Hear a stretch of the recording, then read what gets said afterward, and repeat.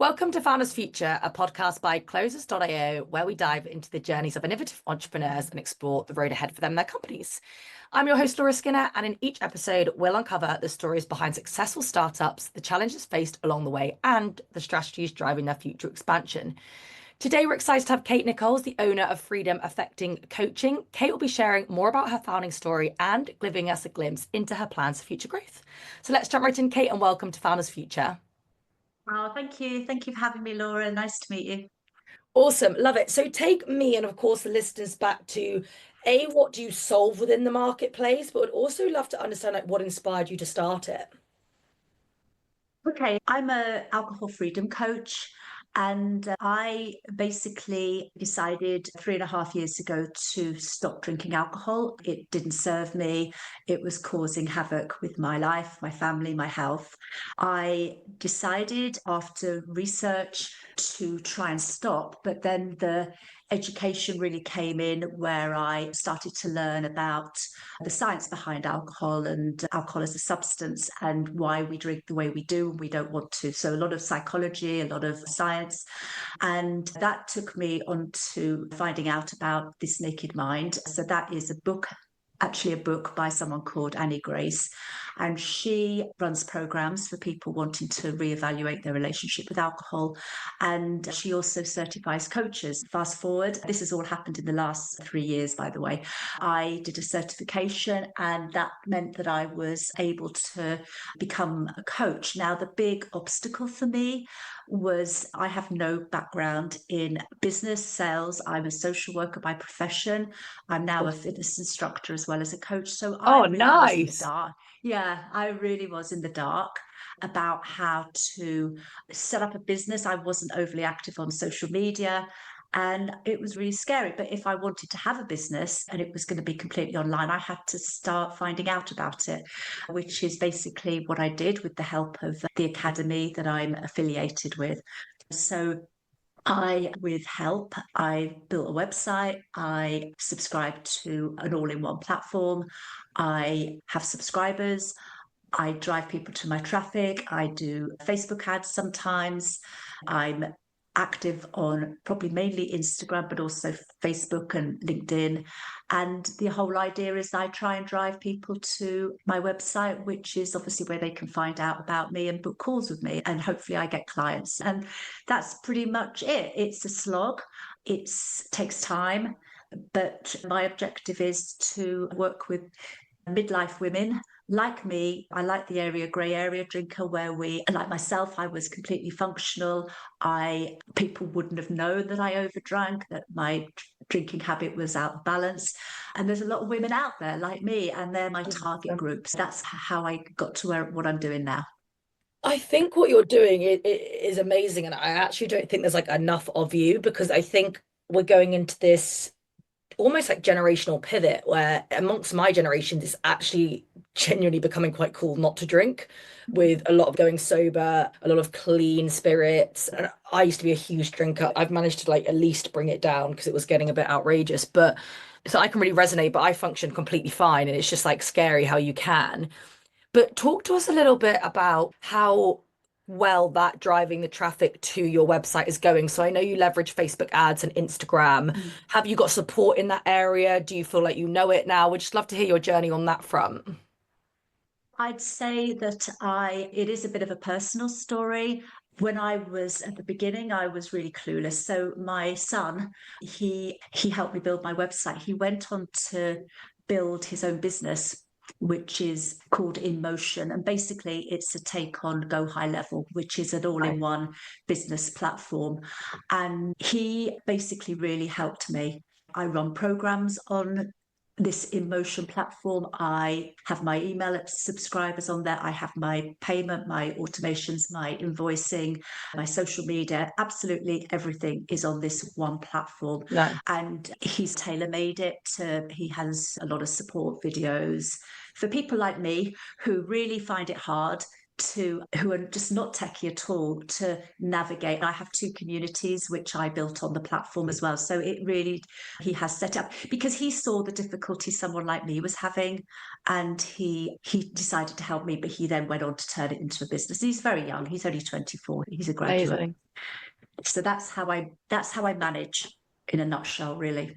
And if there was, say, within that go-to-market umbrella, so within like the driving traffic and then obviously closing people to come onto your course, what areas would you like to see an uptake in? We speak to founders all the time, whereas like at some point there's like a little bit of a gap they would like to double down on, or do they want more traffic, or actually do they have enough traffic, they're just not closing as much as they would want to close? What does that look like for you? I think because of the nature of my coaching, there's something which is called cognitive dissonance, which is what I mean by that is where nobody wants to pay for sobriety coaching, right? People don't want to have this problem. But then a lot of people want to change, they want to become healthier. So I have a lot of people, say, for instance, come to me, they book a call with me, but then they sleep on it and they wait a couple of days and they start drinking again because that's what they do. And so I'd say that's a barrier for me. The niche of the coaching is hard. So I have a lot of calls that I don't close on. I think that's very common amongst my cohort, people who are doing this kind of training. I'd say a lot of people say, oh, freebies. I do a lot of freebies. So I will run an ad, say, I'll offer something for free. There's lots Nice. and lots of people who want free things, but when you try and offer it, you have your call to action to actually start to invest in something bigger, there's a reluctance there because I think for the same reason people don't want to have this problem.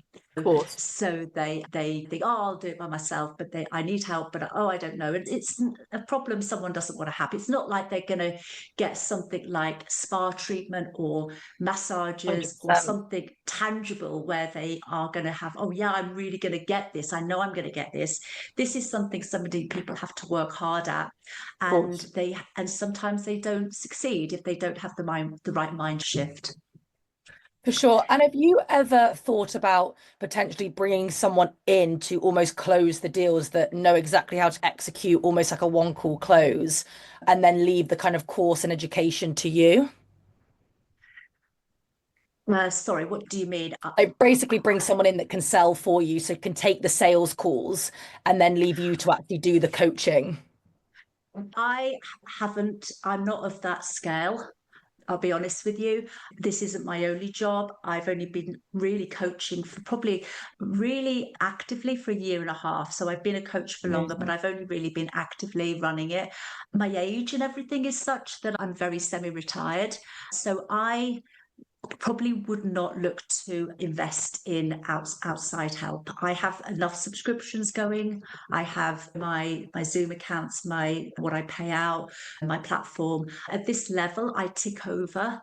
Nice. Would I be able to make a good living from it, from what I earn? I'd say no, but I'm not overly looking to be that busy. Okay, nice. So you're not looking to essentially scale it. You're happy with where you're at and what you've got. Yeah, I would like a few more clients. I think that is going to pick up in the new year. The new year is always a good time. But I think I'm at the stage, Laura, where I'm not making enough to invest in. And I know people would argue you've got to invest to grow, but this isn't something I'm having to make a huge living out of. It's more than a hobby, but I have to enjoy it, and I feel that I'm growing organically, really, with what I have. Nice. Also, it sounds like you've really targeted a market and can keep it at bay and actually get enjoyment from it as well and actually almost give back, right? Because what you're doing is just like, Yeah. you're actually doing something good. Yeah, so that's exactly right. My education, my certification was pricey. I'd like a return on investment. I pay to belong in an academy. I'd like a return on investment, but I also want to give back. So I do have a free community, which again I manage on my platform, where I invite people who can't afford coaching to enjoy a weekly Zoom with like-minded people and myself. Now, I would like to drive them towards some kind of paid subscription because I have also a community where they do pay me, but not very much. So, of course, I am looking. I don't want to do this for nothing, but I do also believe in giving back. And because I enjoy it so much, I enjoy community, I enjoy people. They're a wonderful, to your point right at the beginning, really cool people are Yeah, sober, and I like hanging out with them. They are really interesting because they're people who think outside the box. cool. They are people who are very often educated and resourceful, and especially the methodology I coach by, it's very mind based. It's not behavior, Sure. you change a behavior full stop. This is educating your brain, shifting your mindset, actually looking to enjoy life as a non drinker. There's no deprivation, there's no missing out with the methodology I teach by. For sure. And just talk to me a little bit about, so say I was to sign up, what, so our listeners can understand what it actually involves. Are you with them then for life? What are you offering them if they were to sign up? So I run programs. I'm not really interested in just meeting with somebody as a one-off. I'd say my main package is a 12-week package. They will pay upfront for it because the skin in the game is very important, especially with coaching like this, because people can change their mind along the way. And with that, I offer one-on-one coaching every week for an hour.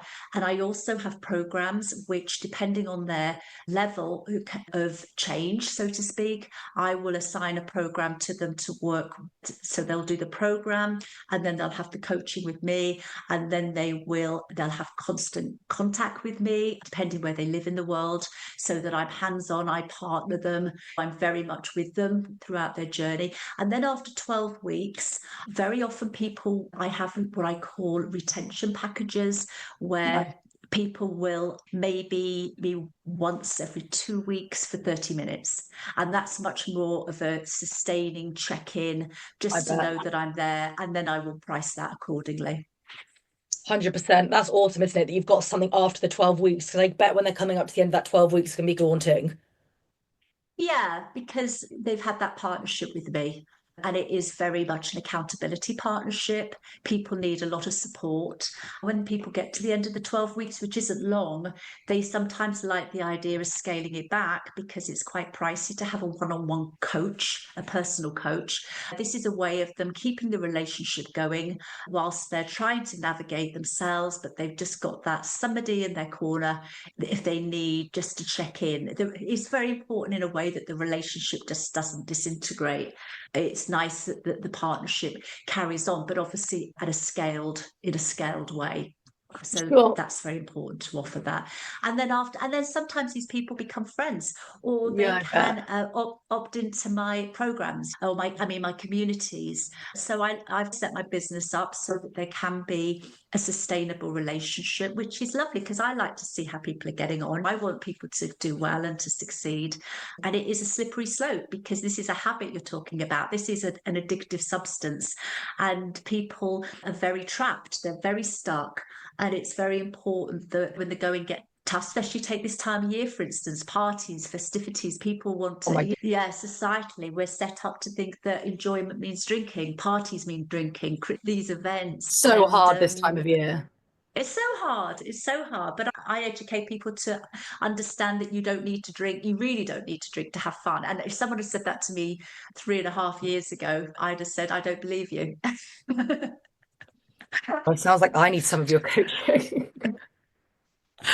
Awesome. So talk to us a little bit about what's it been like for you. So in terms of the transition, right, in terms of starting the business 3.5 years ago, you say Yeah. you were absolutely nothing, but you wanted to get yourself into this and you leveraged different areas to support you. But what's the whole journey been like for you?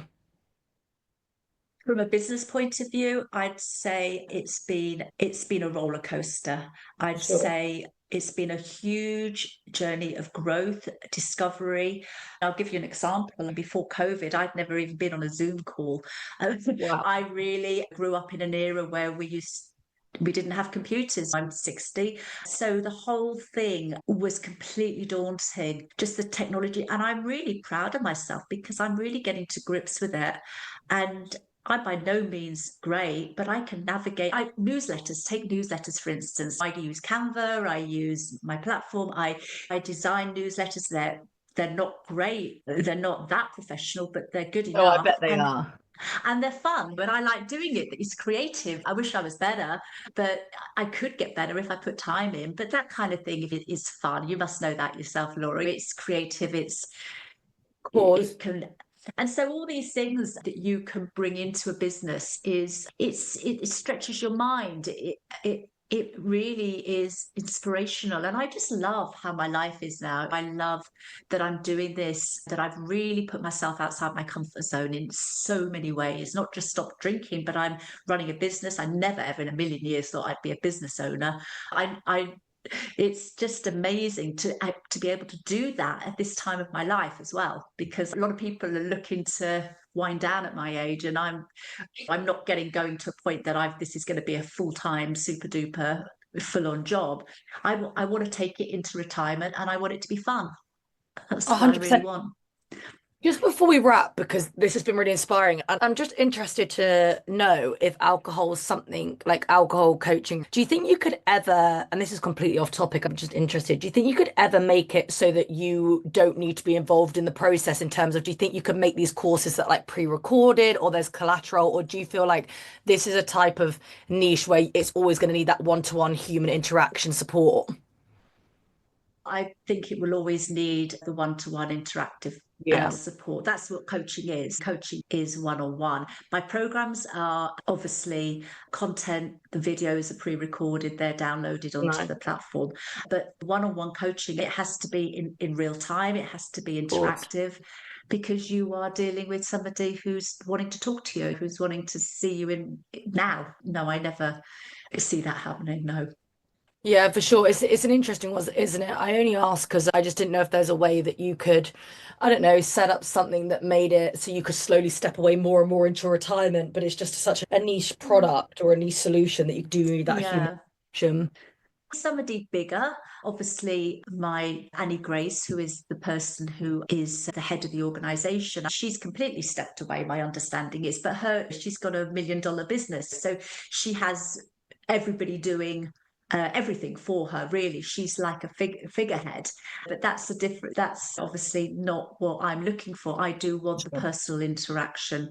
I really, because I really, it was a case of I wanted to be a coach, but to earn any kind of income, I had to go online and have a business. So it's Cool. like the business is a necessity in order to be an earning coach. For sure. Awesome. What a blooming story. What a great podcast. That does wrap up another inspiring episode of Founders Future. I want to thank Kate for sharing her incredible journey and insights with us today. To our listeners, if you enjoyed this episode, don't forget to subscribe to Founders Future wherever you listen to your favorite podcasts. You can also find more resources and insights at closers.io, where we're dedicated to helping businesses accelerate their sales through trained appointment setters and world-class marketing systems. We look forward to seeing you in the next one.